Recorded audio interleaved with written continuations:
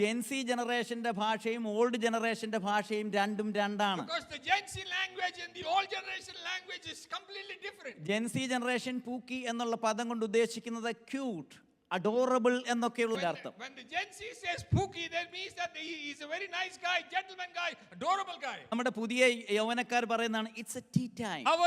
The Gen Z says it's a tea time. Let's cook. Let's cook. I have beef. I have beef. He snack. He snacked. She ate. She ate. ഇത്രയും പറഞ്ഞപ്പോൾ older generation മനസ്സിലാക്കിയത് കുക്കിങ്ങുമായിട്ടും തീറ്റിയുമായിട്ട് ബന്ധപ്പെട്ട കാര്യമാണെന്നാണ്. When you hear these words, the older generation thinks that this is something to do with cooking. Jency ലാംഗ്വേജിൽ അത് different ആണ്. Jency language tea time എന്ന് പറഞ്ഞു കഴിഞ്ഞാൽ ഗോസിപ്പ് എന്നുള്ളതാണ്. It's a tea time means gossip time.